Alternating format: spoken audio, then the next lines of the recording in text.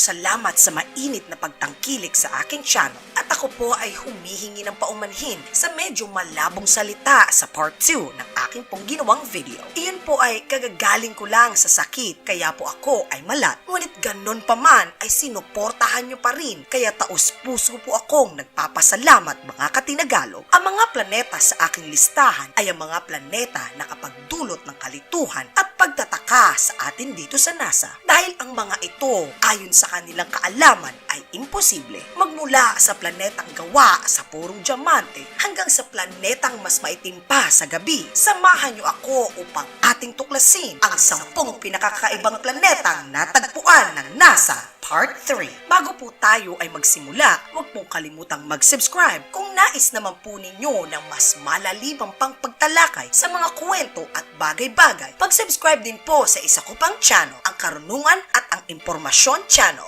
Ito po si Tinagalog. Maraming salamat po. Number 10, ang J1407b. Isinalarawan bilang ang Super Saturn na bahanga ng J1407b. Ang mga sayantipiko sa ganda at laki nito matatagpuan 434 na light years mula sa Earth. Ang planetang ito ay 40 beses na mas malaki si Jupiter at 37 singsing na nakapalibot dito ay may lawak na 120 milyong kilometro. Tinatayang 200 beses na mas malaki ito kung ikukumpara sa singsing ng Saturn. Sinasabi pa ng mga sayantipiko na ang singsing na ito ay mga buwan na dahan-dahang mabubuo sa katagalan ng panahon. Number 9, ang HD 106906. Sa mga unang teorya ng mga sayantipiko, ang ganitong klaseng planeta ay imposible dahil sa layo at laki nito mula sa iniikutan nitong bituin. Ngunit ang imposible ay natuklasan ng NASA ng kanilang basilayan, ang planeta HD 106906. Kinakailangan ng napakaraming materyales upang makabuo ng isang planeta. Kadalasan na sa pagsabog ng isang bituin, ang mga planetang malapit sa pagsabog ang nagiging mabato dahil sila ang nakapag-iipon ng mga bato at mga bagay na kinakailangan upang maging isang mabatong planeta. Ang mga malayo naman ay kadalasang nagiging planetang gawa sa hangin o kung tawagin nila sa Ingles ay gas giants. Kaya naman ng kanilang matagpuan ang planetang HD 106906 ay nagulantang sila sa laki at layo nito mula sa kanyang iniikutang bituin. 650 beses na mas malayo ito kung ikukumpara sa ating Earth at 11 beses na mas malaki kung ikukumpara sa Jupiter. Sa ganitong distansya ay aakalain mo na ang planetang ito ay katulad ng mga planeta na malayo sa ating bituin, katulad ng Jupiter na balot ng yelo. Ang naitala namang temperatura sa planetang HD 106906 ay 1,500 degrees Celsius. Ang planetang ito ay tinatayang 13 milyong taong gulang lamang, tila isang sanggol kung ikukumpara sa universe na tinataya naman na may edad na 14 milyong taon. Number 8, ang GJ1214b.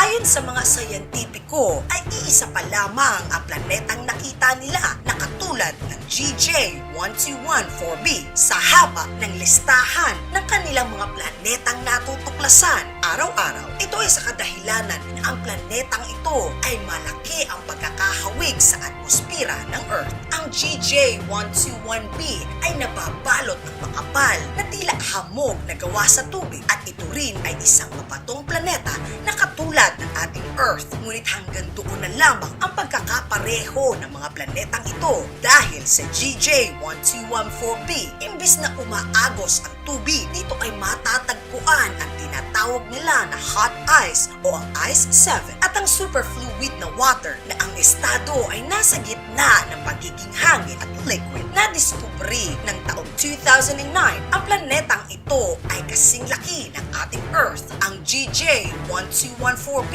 ay talaga namang isang kakaibang planeta. Number 7, ang 1214b. Isa ang 1214b sa tinitingnan ng NASA na may posibilidad na mayroong buhay. Ito ay sa kadahilanan na ang mundong ito ay puno ng tubig. Napaka-interesante kung pakikinggan. Ngunit may isang problema. Ang planetang 1214b ay walang lupa. Ang isang magandang halimbawa ng uri na pamumuhay dito ay ang pelikulang Waterworld. Mayroong ganitong uri ng mundo sa ating mismong planeta. Ito ay ang buwan ng Jupiter na tinatawag na Europa. Number 6, ang PSR J1719-1483b. Ang planetang ito ay kakaiba sa napakaraming dahilan. Isa na dito ay ang PSR J1719b ay umiikot sa isang pulsar. Ang pulsar ay ang natirang materyales mula sa pagsabog ng isang napakalaking bituin. Ito ay kung tawagin ay supernova. Imposible ang pagkakaroon ng buhay sa ganitong uri ng planeta dahil ang pulsar ay naglalabas ng halos hindi masukat na radiation. Ito ay sumisira ng kahit anong DNA. Kung ikaw ay nasa ibabaw ng planetang ito, ikaw ay tila nasa isang disko na patay-sindi ang ilaw. Number 5, ang GJ4504b. Ang panglima sa ating listahan ay ang planetang GJ504b. Ang planetang ito ay kulay rosas o kulay pink. Makikita ang malarosas na kulay na planetang ito sa konstelasyon ng Virgo. Ang distansya nito ay 9 beses na mas malayo kung ikukumpara sa layo ng Jupiter sa ating haring araw. Ayon naman sa mga sayantipiko, ang planetang ito ay kabubuo pa lamang. Kaya naman ang init nito ay nagbibigay ng tila kulay rosas sa planeta GJ504b.